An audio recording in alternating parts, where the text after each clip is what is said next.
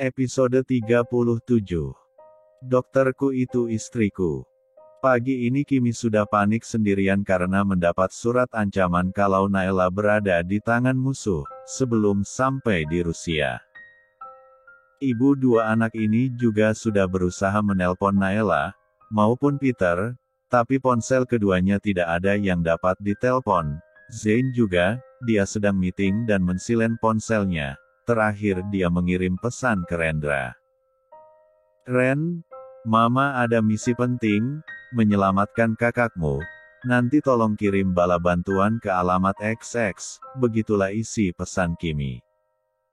Ibu-ibu cantik ini segera mengambil S3 jatah dan pergi sendiri ke alamat yang dia dapatkan dari surat kaleng tadi. Kimi mengendarai mobilnya dengan kecepatan tinggi. Sementara di rumah, Rendra yang sedang mandi, tentu saja masih dibantu Raisya merasa hatinya tidak enak. Dia memiliki feeling yang bagus jika ada keluarganya yang dalam bahaya. Sayang, kenapa dadaku berdebar sangat kencang? Aku tiba-tiba kepikiran Mama. Rendra membicarakannya pada Raisya. Ya sudah kita selesaikan dulu mandinya lalu menghubungi Mama ya.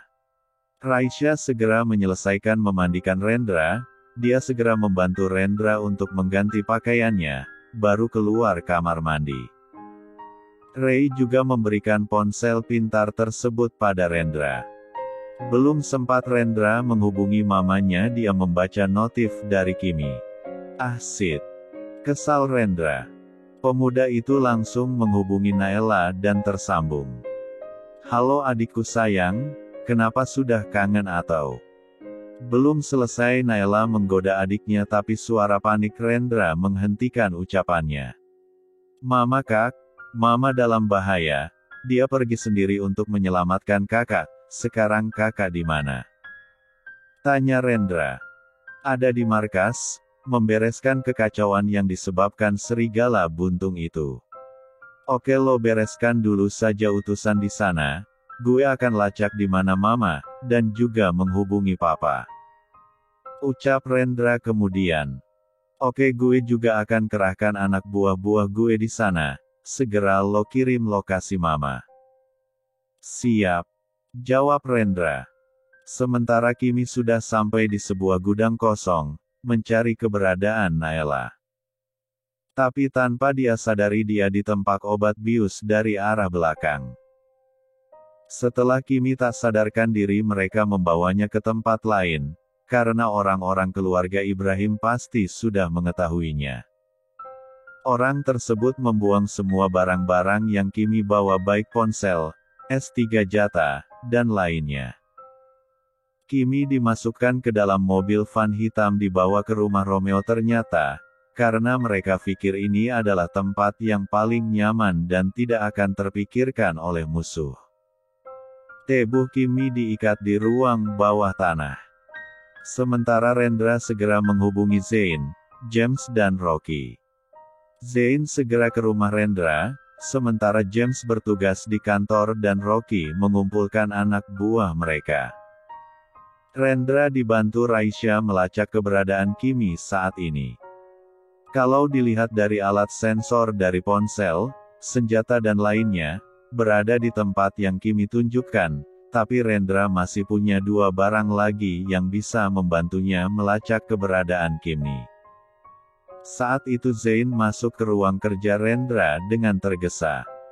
Ren, maafkan Papa tadi Papa meeting, bagaimana sudah ketemu di mana keberadaan Mama?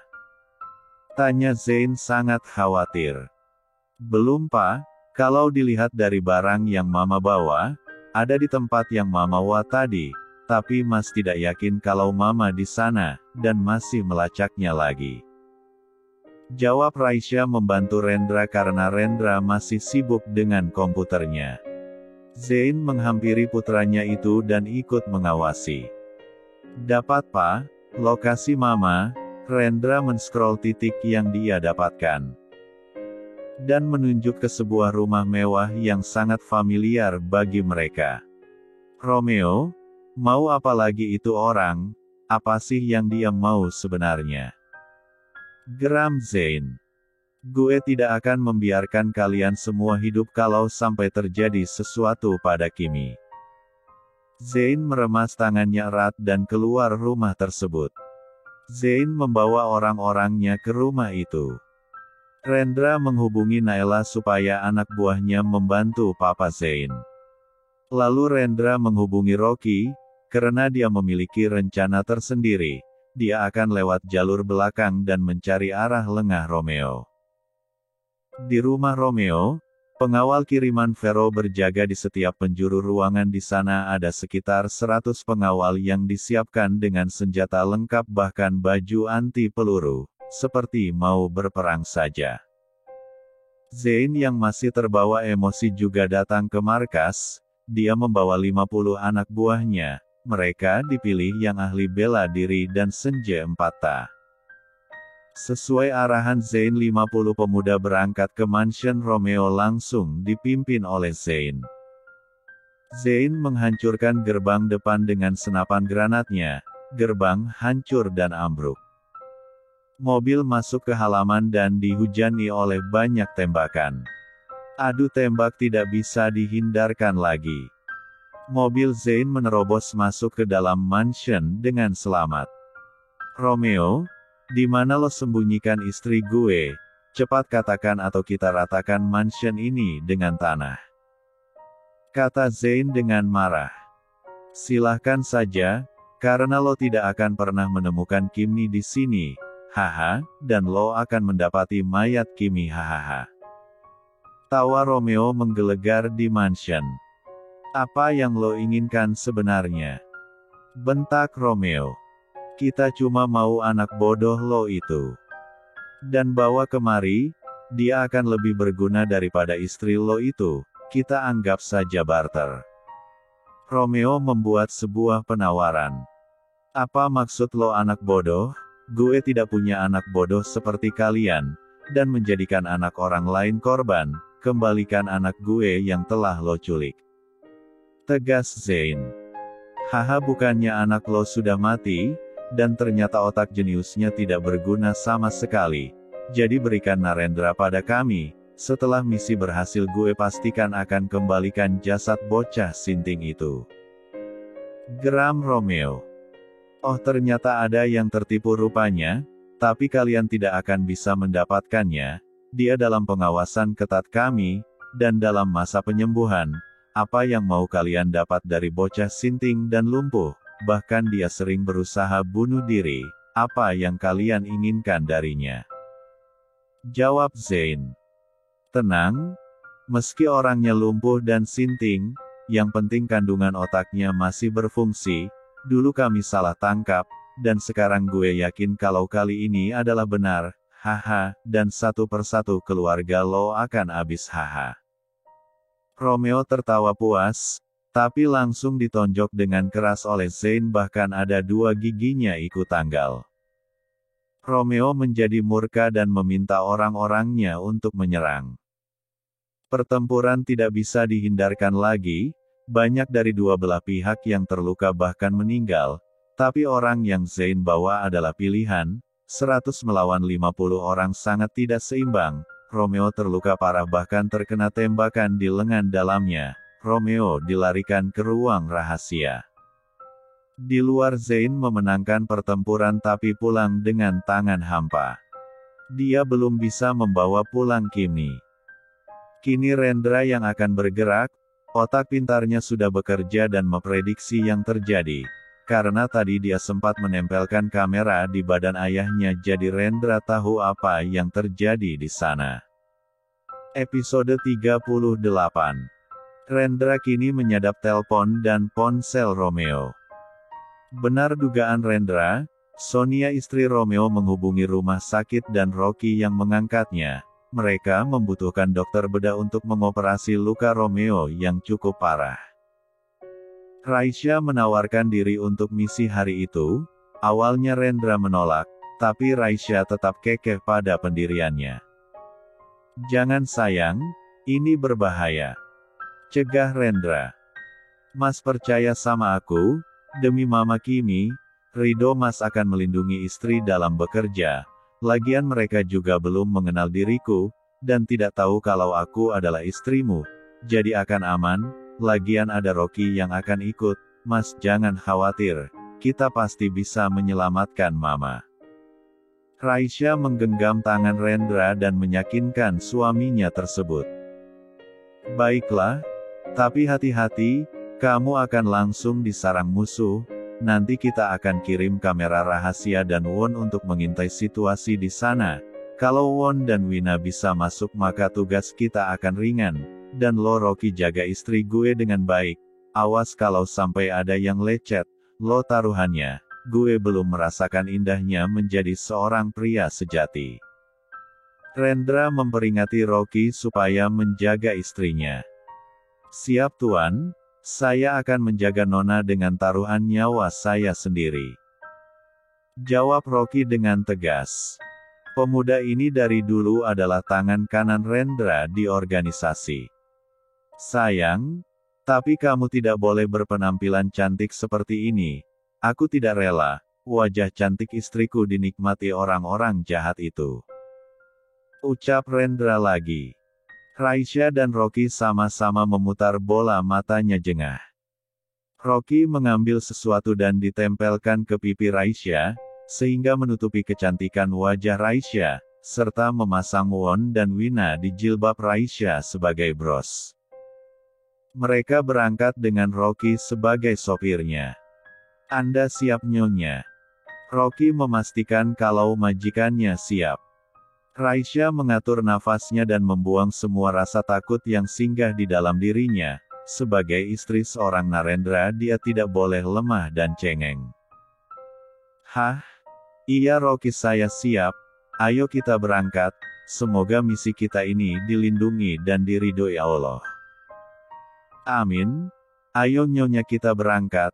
Dan ingat jangan gugup. Anggap saja Anda melakukan operasi seperti biasa. Rocky mengingatkan Raisya sekali lagi. Iya Rocky, demi Mama kita harus kompak ya. Siap Nyonya, dan ini adalah misi pertama Nyonya, semoga Nyonya akan semakin kuat seperti keluarga Ibrahim lainnya. Rocky menaruh harapan besar terhadap Nyonya barunya. Iya Rock, semoga ya, hehe jadi seperti masuk ke dalam film action saja hehe.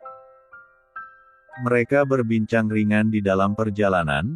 Rocky melajukan mobilnya dengan kecepatan tinggi, sehingga tak membutuhkan waktu lama untuk sampai di mansion Romeo. Nampak kerusakan di mana-mana, pintu gerbang hancur, halamannya juga berantakan. Anak buah Romeo yang masih selamat segera mengurus temannya yang sekarat dan menyingkirkan korban yang meninggal. Banyak darah berceceran apalagi di dalam mansion. Keadaan lebih parah lagi, sebelum masuk ke dalam, Raisya dimintai tanda pengenal. Rocky dan Raisya segera menunjukkan kartu identitas mereka, serta semua barang dan tubuh mereka diperiksa secara teliti. Untung Won dan Wina selamat karena disematkan ke jilbab dan pakaian dikter Raisya. Mereka berdua diantar masuk ke sebuah ruang rahasia. Won dan Wina juga sudah diluncurkan. Won, kamu cari di mana Nyonya Kim dan Wina, telusuri semua jalan di rumah ini cari jalan aman supaya orang kita bisa masuk. Bisik Rocky PDA kedua robot lebah itu. Sementara Rocky memeriksa dengan teliti setiap jalan yang mereka tempati, hingga sampai di ruang besar dengan pintu baja. Rocky dan Raisya mengamati bagaimana cara mereka membuka pintu tersebut. Pintu dibuka dengan memakai kode serta sidik jari penghuni mansion tersebut. Silahkan dokter. Pengawal meminta Raisya dan Rocky masuk, di dalam sana ada Sonia dan Clara. Raisya menundukkan kepala, memberi salam mereka segera melaksanakan tugas mereka. Pertama membius pasien. Raisya mengoperasi Romeo serta menanam sebuah chip di bahu Romeo, sebagai alat pelacak, untuk mempermudah mencari keberadaan Romeo suatu saat nanti. Sementara Sonia dan Clara yang masih di ruangan itu berbincang di sofa. Ma, Apa tidak sebaiknya kita bunuh saja perempuan itu? Lihatlah suaminya sudah menghancurkan sebagian mansion kita, dengus Clara. Kalau kita membunuhnya sekarang, maka misi ini akan gagal. Vero menginginkan Rendra. Kalau pemuda itu sudah di tangan kita, maka akan gampang membunuh mereka semua. Jawab Sonia. Papa dan Mama terlalu lembek. Sebelum Tante Kim ditukar dengan si narsis, kita seharusnya buat dia menderita, jangan cuma disekap doang. Clara mengusulkan untuk menyiksa Kimi juga. Ide yang bagus, kita akan siksa dia, tapi bagaimana dengan Papa? Tanya Sonia. Papa masih ditangani dan tidak akan sadar dalam waktu beberapa jam, biar pengawal yang mengurusnya. Di sini banyak penjaga serta tidak ada yang bisa masuk kecuali orang-orang kita. Jawab Clara. Good girl, ayo kita laksanakan. Tanganku juga gatel bagaimana rasa menyiksa ketua mafia, mantan ketua Queen itu. Jawab Sonia dengan semangat. Rocky menggunakan kesempatan itu untuk mengirim kumbang kecil miliknya, dan menempel di rambut Sonia. Sonia memberi perintah untuk memperketat pengawasan di ruang rahasia, tapi Rocky si kancil kecil itu punya segudang ide. Nyonya, segera selesaikan pekerjaan, saya akan bereskan orang-orang ini, dan hubungi tuan muda untuk mengirim helikopter, kita culik ganti si tua bangka resek ini. Bisik Rocky. Rocky segera bertindak, demikian juga Raisya. Mas, kirim heli ke mansion Romeo, kami akan menculik balik Romeo. Saat ini Rocky masih membereskan para pengawal. Ucap Raisya di telepon. Oke, dalam waktu 10 menit, heli akan sampai di puncak rumah itu. Kalian harus bisa membawanya ke atas. Ucap Rendra. Oke. Raisya mengambil kursi roda yang ada di sudut ruangan. Membawanya ke dekat ranjang. Rocky juga sudah selesai, mereka memindahkan Romeo di kursi roda dan membawanya ke atas. Rocky memanggil Wina sebagai penunjuk jalan. Sementara Clara dan ibunya sudah sampai di bawah tanah ke sel tempat Kimi disekap. Halo sahabatku Kimi yang cantik, bagaimana rasanya berada di tempat seperti ini? Oh iya, biasanya kamu kan yang memasukkan musuh-musuhmu ke ruangan seperti ini. Tapi sekarang, Queen sendiri yang tidur di sini, hahaha. Ucap Sonia girang. Lepaskan aku, suami dan anak-anakku pasti akan membalas kalian semua. Jawab Kimi. Haha, suami posesif lo itu ya, tadi dia sudah kemari. Tapi mau tahu, dia tidak bisa berbuat apa-apa dan pulang dengan tangan hampa, haha. Tawa Sonia sangat keras. Cih, lihat saja nanti ini, itu hanya pemanasan saja. Kimi menjawab dengan tegas. Ma, jangan banyak bicara, ayo kita laksanakan saja penyiksaan padanya. Ucap Clara.